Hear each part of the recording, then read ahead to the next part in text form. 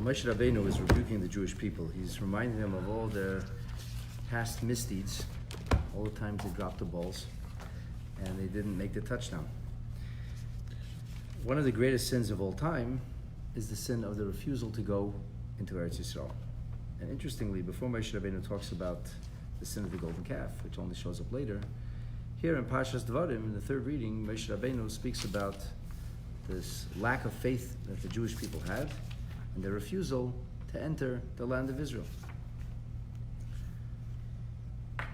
In the first chapter, we hear Moshe Rabbeinu say to the Jewish people, Vayishma, in verse 34, the end of the third reading, Vayishma Hashem eskel devrechem, God heard your words. These were the words of sedition and rebellion, the words of refusal to enter the land of Israel. And Vayiktzef, God was enraged. Vayishav aleimar, he made an oath saying. The Alshech points out that it doesn't say Vayishma Hashem es hashlichus. It doesn't emphasize God heard about the mission or the aborted mission, or the mission that went wrong. It says Vayishma Hashem es kol devrechem. It says it was the kvetching and the complaining, the hue and the cry that was kicked up as a result of the Meraglim's report that was worse than all. That was the kol devarim. That was the most injurious and the most offensive. As the Sefarno says, based on the Gemara in Tainus, that it was the koil. It says, B'chisem b'chia shalchinam, the Gemara tells us. You cried for no reason on Tisha B'Av. I'll give you what to cry about. And unfortunately, boy, have we had what to cry about on Tisha B'Av. So God made an oath, and the oath was, let me see if one of these people from this wicked generation will actually end up to be able to see this good land that I promised to give to your ancestors. In other words, you're not going to make it. You say you didn't want to go? No problem. Funny you should say that. You're not going. None of you are going to see this land. Zulasi, there's going to be a few exceptions. And the exception is Kalev ben Yefuna. And the reason that Kalev ben Yefuna is going to be different is Hu Yid'ena. He will see this land. V'lo yetin es haaretz. To him I will give the land, asher dorach ba, that he trode upon. Ulevanav, and to his children. Yan, because asher milei acharei Hashem, because he followed God. And because he followed God, things will be different. Rashi tells us, haaretz asher dorach ba. What's the emphasis? That he'll see the land that he trode upon. Says Rashi, this refers to Chevron, the city of Chevron, Shenemar, as it's written. It says they went up in the Negev, and it says Vayavoy ad Chevron. They went up in the Negev. They were all in the southern Chevron area, but who went to Chevron? Vayavoy. Vayalu, they went up, plural. Vayavoy, one person. Who is that one person? That's Kalev. So Kalev, the land that he walked upon alone, going into the inner city of Chevron in order to pray at Ma'aras Machpelah, that's the land that he will inherit. So there's an interesting difference here now between Kalev and between Yehoshua. Because Kalev, it says, is going to get this land that he trode upon. However, when it comes to Yehoshua, we're going to hear otherwise. And the interesting thing is that Kalev comes before Yehoshua. Why does Kalev come before Yehoshua? You would think Yehoshua was the more powerful of the two. So the Ibn Ezra says, because it was Kalev who quieted everybody down. It was Kalev who said, Shah! And everybody said, oh.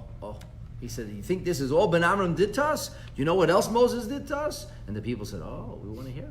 What else did Moses do? And then Kalev began to say, Moses took us out of Mitzrayim and he crossed the Red Sea and he brought us the manna and so on and so forth. So really, without Kalev, Yehoshua wouldn't have gotten to first base. It was Kalev who got the people quiet enough to try to listen so he would be able to have some kind of effect. Whereas the Ur HaChaim says, Kalev had two virtues. Number one, that he was able to shake himself off from the machinations of the Meraglim. And not only did he not participate, but he actually confronted them. It's one thing not to participate. That people say, I'm not going to be involved in bad things. I don't get involved.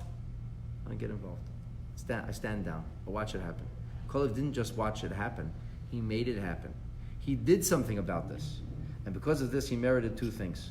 Because he removed himself from the Eitz of the Meraglim, he's not going to die in the decree that they died in. In other words, there was a decree leveled against them. He doesn't deserve to have that decree. And because he was ready to confront them, and because he showed courage in the face of their sedition and rebellion, because this Kalev not only will not die, but Kalev will come to the land and specifically will inherit the land of Hebron, the area of Hebron that he walked in. So this is how the Orach Chaim explains the emphasis on Kalev going before Yeshua. Subsequently, we are going to hear about Yeshua. However, in verse 37, something very strange happens. We hear about Moshe Rabbeinu talking about himself. He's not part of this, right? But in verse 37 it says, Gam bi is anaf Hashem. God was also filled with rage against me, biglalchem, because of you. Lamer is saying, Gam ata loy savisham. Not only will they not come, you won't come into the land of Israel either. Yoshua ben Nun, Yoshua the son of Nun, ha'omed lefanecha, he is standing before you. Hu yavashama, he will bring you there. Ose chazek, him you should strengthen.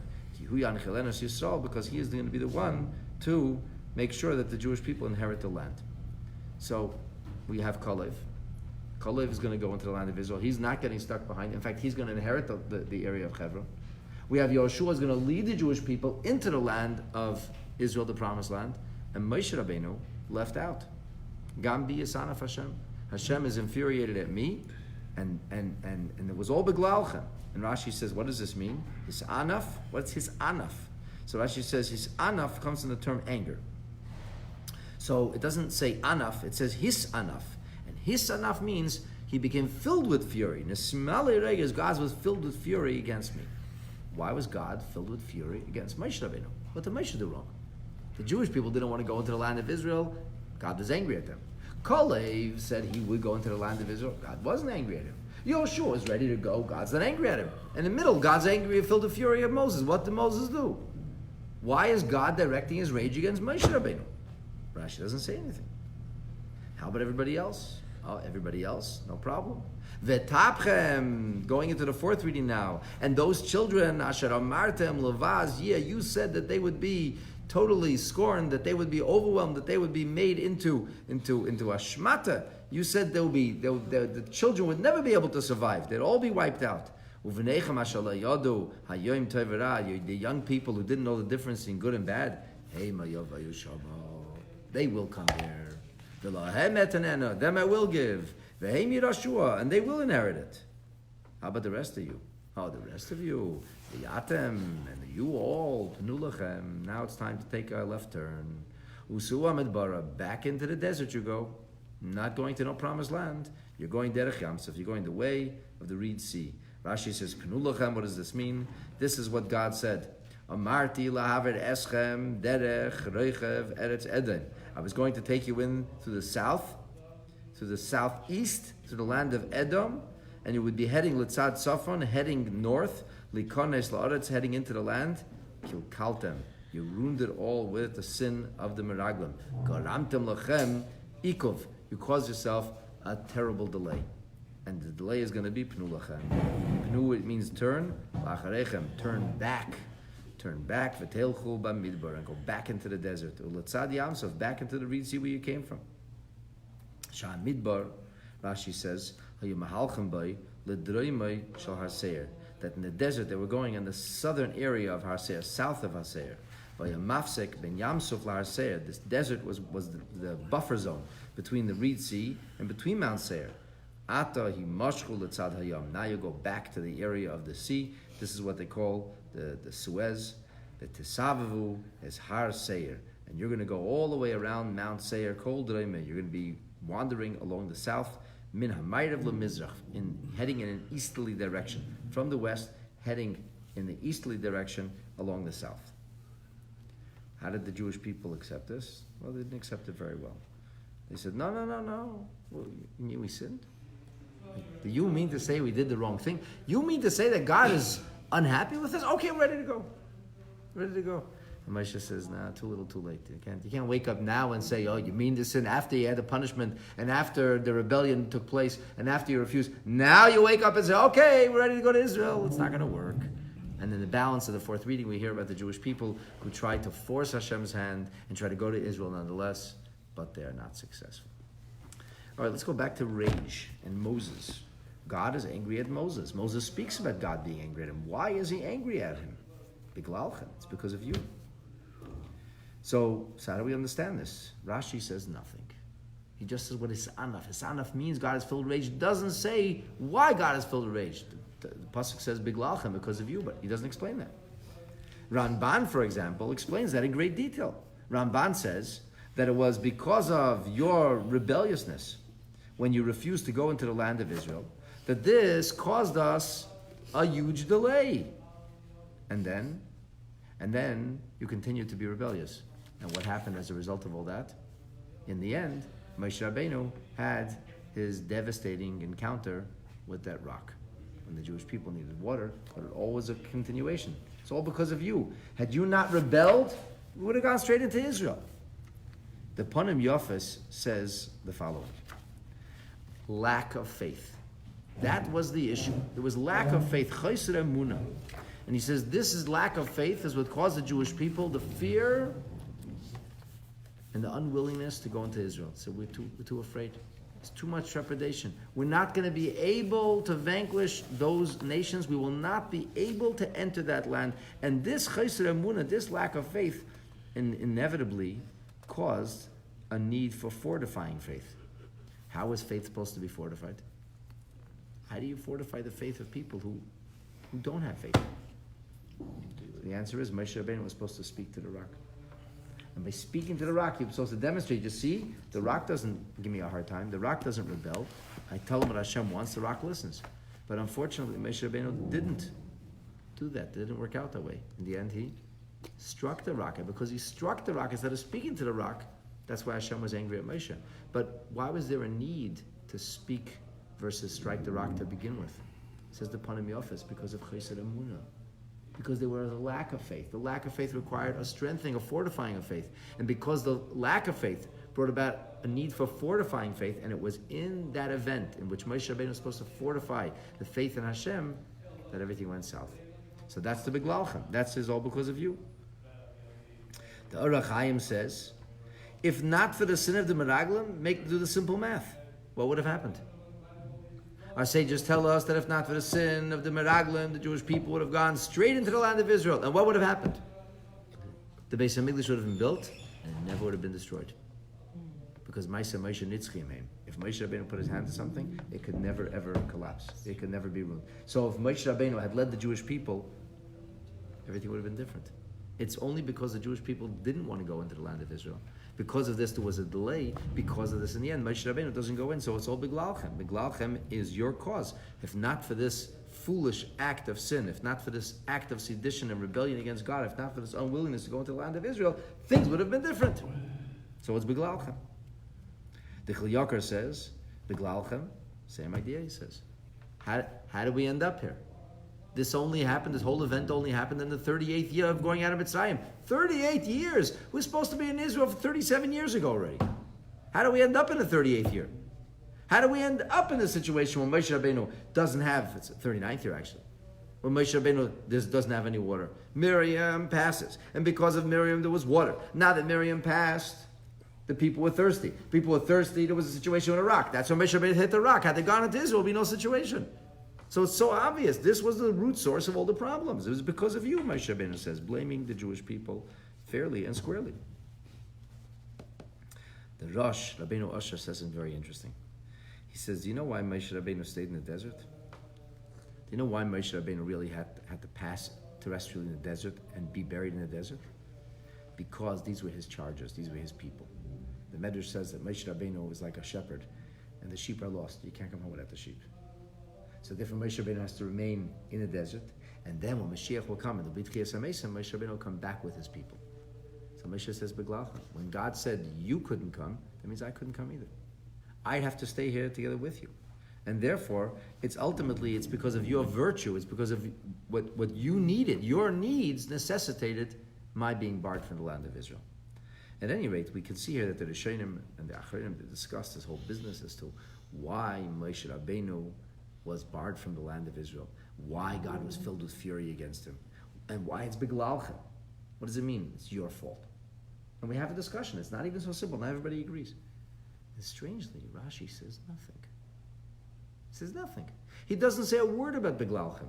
He just says the mida his anaf means that God became infuriated. How are we to understand this? The whole verse is out of place here. He's talking about Kalev. And then after he's talking about Kalev, he's supposed to be talking about Yeshua. He's talking about the people of Israel. These are the people of Israel did go to Israel. These are the people of Israel didn't go to Israel. Who else went to Israel? The children went to Israel. Who didn't go to Israel? The adults didn't go to Israel. Yeshua and Kalev, the two adults in the room who did get to go. That's it. And Rashi says nothing about the strange verse 37 where Moshe Rabbeinu suddenly inserts, and God was furious at me, filled a rage at me, and it was all beglalchem. What's the reason? How does this verse get here? And what is the meaning of beglalchem? So, to conclude today's class, we're going to go to the Yudei HaChumash. And the Rebbe points out something very, very interesting here at the bottom of page Lamed Gimel. He says, this is not the only verse like it in the Torah.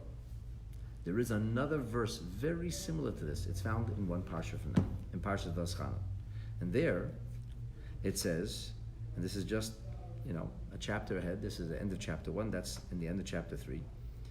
The pasuk says, "Vayisaber Hashem bi lemanchem." God became angry at me on your behalf. V'leishama elai, and he wouldn't listen to me. Moshe Rabbeinu begged, pleaded. He wanted desperately to go to the land of Israel. God wouldn't listen to him. V'sham, and there, masbir Rashi. Rashi does find it necessary to explain. He says, what does it mean, lemanchem? What does it mean, because of you? He says it means b'shvilchem, on your behalf.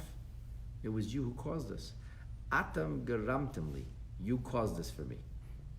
And similarly, we have a verse in the book of Psalms, in Psalm 106, when Moshe Rabbeinu says, "Vayaktzifu al mei meriva," they enraged God at the waters of contention.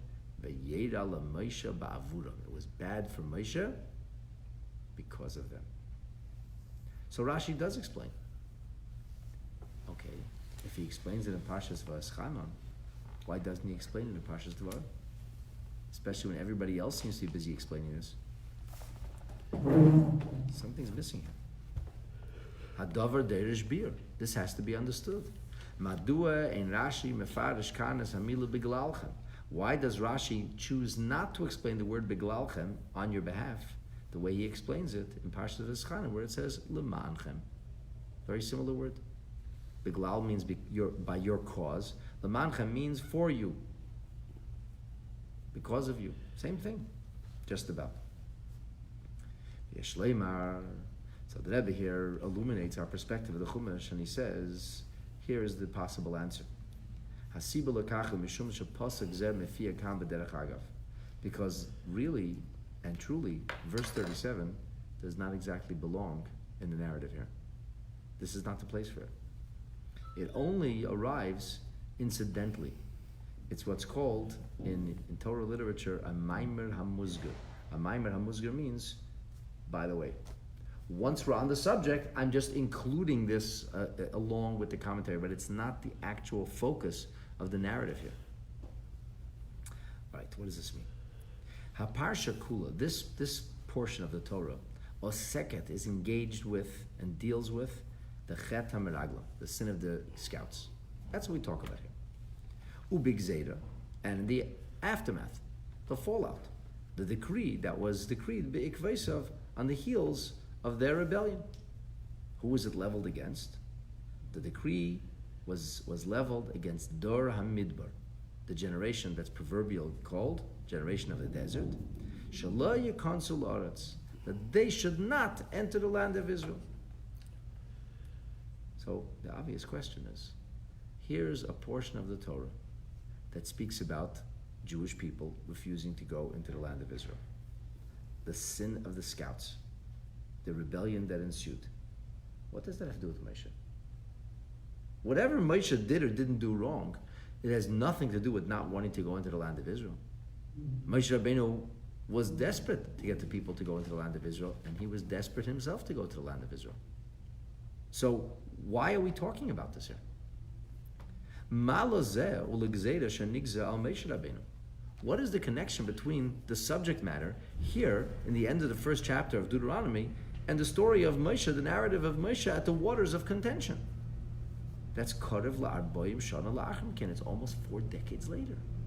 That story happened at the end of the Jewish people's sojourn in the desert after the passing of Miriam. Miriam passed on the 10th day of Nisan. So that story happens before the last Pesach. Because the next Pesach, they're already in the charge of Yehoshua. Moshe Rabbeinu passed on the 7th day of Adar. The next Pesach, already they're in Israel with a big Korban Pesach, is the last Pesach that they're not in Israel. The last Pesach, there's no Korban Pesach. And Miriam passes on the 10th day, 4 days before Pesach. And right after that is all this trouble. And that's when Moshe Rabbeinu strikes the rock. How many days could the people have gone without water? A day? 2 days? Or was it Aleph Nisan? Or was it Beis Nisan? Couldn't have been further than that. He was also complaining about most of the people that were in there. Like, it's not... Well, he's talking to the people and telling them the story that happened now. You're right. The people that he's talking to, for the most part, we're not present. But he's talking about what happened. But the story of Moshe with the rock is 4 decades later. Almost at the end of the journey. Literally almost at the end of the journey. It's a year before the journey ends. 11 months before the journey ends. And this story happened a year into the journey. It's a 38-year span here.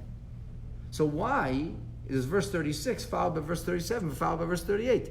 Verse 36 is Kalev will go into the land of Israel. Why? Because he was born and he was ready to go. Verse 38 is Yehoshua is going to lead the people to the land of Israel. Verse 37 is the story of God being angry at Moses. It doesn't fit into the narrative here. The whole thing doesn't seem to make sense. And therefore the explanation in the way of Pshat, the Malbim has a different way of explaining this, but in the way of Pshat, the way of explaining this is that this is included in the narrative now, incidentally. What's the issue here? The issue is lahasber es hevdul ben Yeshua v'Kalev. We have to understand the difference in Yeshua and Kalev. Shnehem nitzlu migzeres deramidbar. These are the only 2 adults left in the room. They're the only ones who were saved from the decree against the generation of the desert. Now, biyachas lekalev, with regard to Kalev, in verse 36, it says, "Hu yireno," he will see it. V'lo to him eten esaras, I'll give him the land. That's all. That's all. He will see it. He will get the land. As you may remember, Or HaChaim explains he did 2 things. He got 2 rewards. A, he will see it. B, he will get the land he wanted. But that's all. But b'yachas to Yehoshua, more is said. It doesn't just say he will see it. It doesn't just say he will get a piece of land. It says hu yanchileno. He will provide the inheritance. He will be the one to pass the land on to the Jewish people. So how come Kalev just gets a piece of land and Yehoshua gets to administer the whole country? Kedei lahasber zeis, in order to explain why it is that Yehoshua's task is so vastly different from the task of Kalev. Mitzayin hakosov es hasiba lahatolas tafkid zel Yeshua. The verse here interjects with an incidental. So why indeed was Yehoshua's mission and mandate so different than Kalev's? Well, I'll tell you why. It wasn't because of what Yehoshua did, it was because of what happened to Moshe. It was because Moshe couldn't do it, not because of what Yehoshua did. It's not because Yehoshua was so amazing in this mission. That's why Hu Yanchilenu. But without verse 37, when you go from verse 36 straight to verse 38, there seems to be a disconnect. Yehoshua, Kalev went into the land. He refused to go along to Meraglim. He went ahead and confronted them. He went into Hebron. So Kalev is going to be the one to go into the land. He will see it. He will inherit it. That's all. Yehoshua, Hu Yanchilenu. Yehoshua, he's going to be the one to inherit. He will administer the Holy Land. He will bring the nation in. Why? So the answer is, you have to say, well, because Moshe Rabbeinu was out of the picture. So in order to explain why Yehoshua gets this job, it has to be noted that it's be'ikvus ha'gzeira shenigzira al Moshe shonim rabot la'achar miken. It has to be pointed out that the reason is because Moshe Rabbeinu had a decree leveled against him many years later. And that's, of course, in Parshas Mei Meriva. That's the story, almost 40 years later, the waters of contention. Since that whole subject appears here as an incidental, this is not the place of it. So therefore, because it's only a Maimer HaMuzgar, because it's a, FYI, And Yehoshua is going to inherit the land for the Jewish people because Moses is no longer in circulation. So therefore, Rashi doesn't see a need to explain it here. He'll explain it when it's the actual subject. We see here the precision of Rashi. All the Mepharshim speak about this. So why was God infuriated with Moses? Rashi says, I'm not going to talk about it now. Why not? This is not the time. This is not the place. This is not the focus of the subject. Keep your focus. Don't change the subject. Don't change the subject. Rabbi Greenberg told a cute joke. He was here the other day. He said this bank robber came in and he pulled out a gun. He brandished a weapon and he said to the teller, "Give me $10,000 in unmarked bills, or you'll be geography." She said, "Geography? You mean I'll be history?" He says, "Don't change the subject." Don't change the subject. This is not about Moses here. The only reason we're mentioning Moses is just to explain why Joshua got his job. It wasn't because of Joshua's excellence, but more because of the failure of Moshe. So because this doesn't belong here, Rashi doesn't feel compelled to explain it. Rashi will explain this. Where? He'll explain it when that is the primary narrative, and of course that's not in Parshat Devarim, but that's only later on in Parshas Eschanah. Now we understand.